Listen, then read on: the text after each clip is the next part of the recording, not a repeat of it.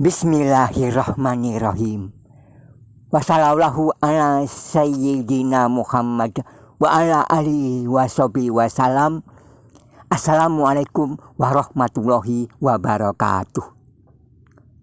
Semoga video ini berguna untuk menambah ilmu kita, yaitu inilah 5 amalan yang mudah tetapi memiliki pahala yang besar, baik pahala yang akan kita dapatkan di dunia maupun tunggu nanti di akhirat. Hadis ini dikeluarkan oleh Imam Muslim dalam kitab Sahih, bersumber dari sahabat Abu Hurairah radhiyallahu anhu bahwa Rasulullah Muhammad SAW bersabda, barang siapa yang mengeluarkan dari seorang mukmin satu kesulitan dari berbagai kesulitan dunia, maka Allah akan menghilangkan kesulitan-kesulitan dia kelak pada hari kiamat. Manusia siapapun, tidak hanya mukmin, pasti akan suatu saat mengalami kesulitan-kesulitan dunia. Kesulitan dunia akan tetap ada supaya manusia sadar bahwa dunia ini bukan surga. Kesehatan diuji dengan sakit, ekonomi diuji dengan seret, nafkah keluarga diuji dengan pengangguran, keluarga diuji dengan anak-anak, masyarakat diuji dengan tetangga yang lalim, dan sebagainya. Tapi kesulitan di hari kiamat lebih besar dari segala kesulitan apapun. Kesulitan di akhirat bisa menjerumuskan kita ke dalam api neraka. Rasulullah memberi solusi, yaitu kalau ada seorang muslim mengalami satu kesulitan, bukan banyak, bukan 10, tapi walaupun satu saja, kita berusaha meringankannya. Satu kesulitan di dunia kita hilangkan, Allah balas dengan hilangkan banyak kesulitan pada hari kiamat. Menghilangkan kesulitan dari seorang muslim tidak mesti dengan materi, tapi bisa juga dengan kalimat-kalimat yang baik, nasihat-nasihat yang baik, saran konsultasi yang benar. Ketika Rasulullah menganjurkan untuk sholat duha, Rasulullah juga menganjurkan kepada kita agar memberi ucapan yang baik. Ucapan yang membuat hati orang merasa tenang. Lebih baik lagi jika memberi materi. Misalnya obat herbal secara gratis, madu, air zam-zam, atau kita beri dia doa-doa yang terbaik. Kemudian Rasulullah juga bersabda, barang siapa yang meringankan seseorang dalam mengalami hutang atau menghilangkan hutangnya, maka Allah hilangkan kesulitan dia di dunia dan akhirat.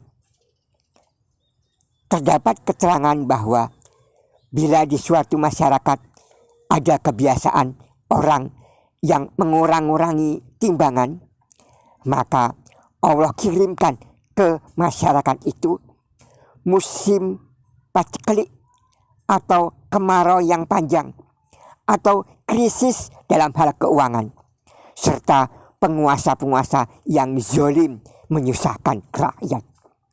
Jadi banyak orang yang berhutang di suatu masyarakat, bisa jadi itu sebagai hukuman dari Allah gara-gara banyak pedagang yang tidak jujur dalam hal timbang menimbang barang.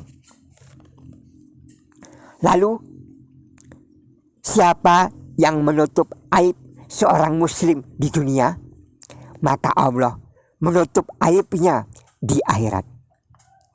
Allah akan senantiasa menolong hamba-hambanya apabila hamba itu suka menolong saudaranya sesama manusia.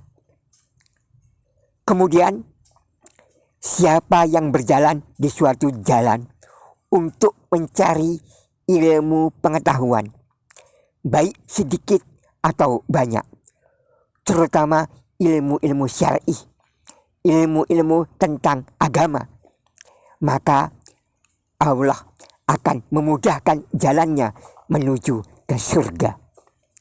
Kenapa begitu? Karena orang yang sedang mencari ilmu-ilmu agama berarti dia telah mendapat dua hidayah. Hidayah di dunia dan hidayah di akhirat. Hidayah di dunia berupa taufik kemudahan dalam beramal. Hidayah di akhirat berupa kemudahan di jalan yang lurus, shiratal mustaqim.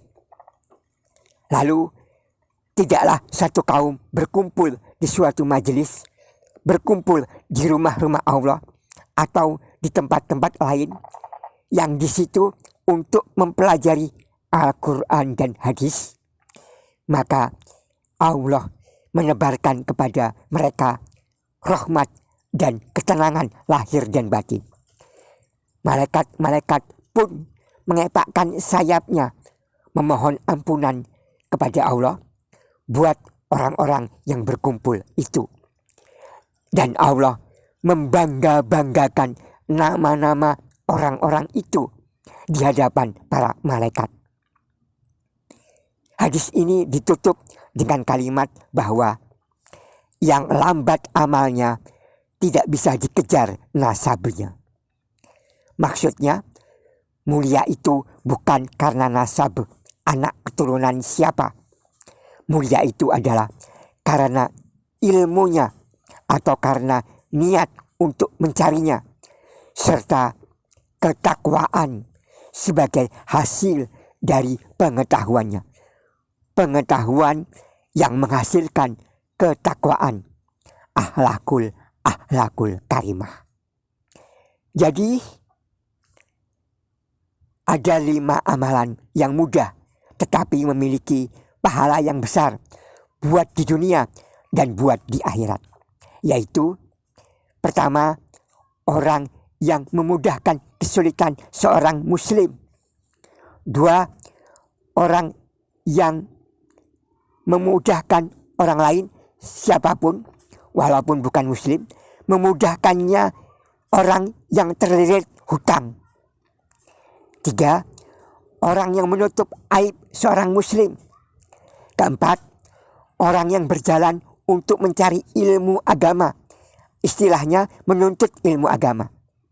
Dan yang 5, orang yang hadir di majelis ilmu, majelis taklim atau majelis zikir, majelis untuk meningkatkan keimanan dan ketakwaan. Demikian, Assalamualaikum warahmatullahi wabarakatuh.